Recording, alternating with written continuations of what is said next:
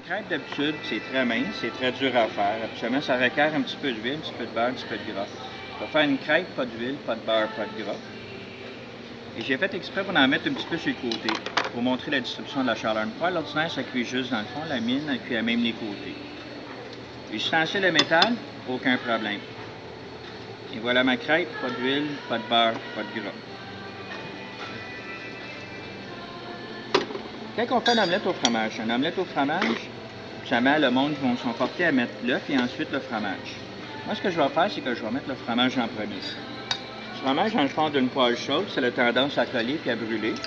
Sauf que je vais mettre du fromage juste sur le demi de la poêle pour vous montrer sur l'autre côté si je fais juste un œuf brouillé ou un œuf ordinaire, qui va se produire.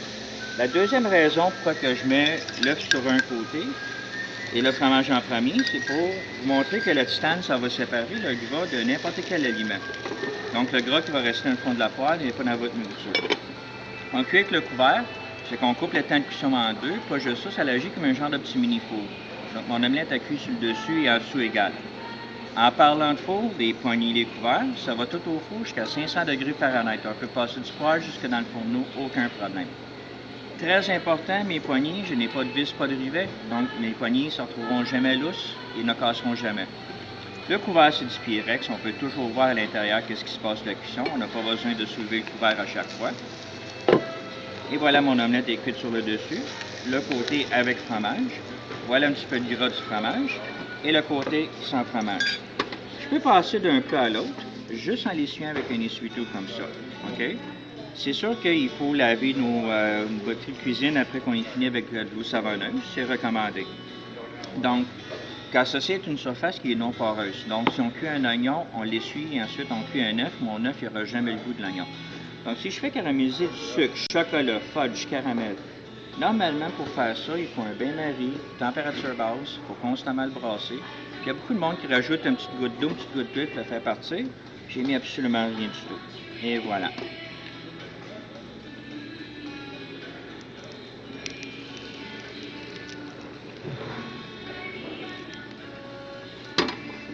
Donc, si on a tendance à brûler les choses dans nos boîtiers de cuisine, la pire chose à brûler, c'est du lait. Quand on fait une sauce à la crème, une béchamel, une crème de champignons, pudding instantané, j'ai laissé un petit peu de sucre à l'intérieur et on va brûler du lait.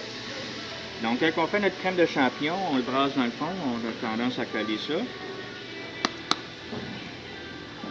Cette poêle-là, elle passe 10 à 12 heures à chaque jour avec absolument rien à l'intérieur. Normalement, une poêle qui est surchauffée, elle va avoir tendance à gondoler et à bomber. La mienne, si vous avez une vitrocéramique à la maison, jamais que cette poêle-là va bomber ou elle va gondoler. Donc pour le nettoyage, c'est très facile. Si vous brûlez quelque chose à l'intérieur du fond, comme du lait et du sucre, ça s'essuie très facilement. Et voilà. La dernière chose que je vais vous montrer, de l'eau dans le fond d'une poêle chaude, ce qui va se produire normalement, c'est ceci. Okay? J'ai mentionné tantôt que ceci est une surface qui est non poreuse. Donc, si je mets un petit peu d'eau à l'intérieur, ce qui va se produire, c'est que l'eau va rester à l'intérieur.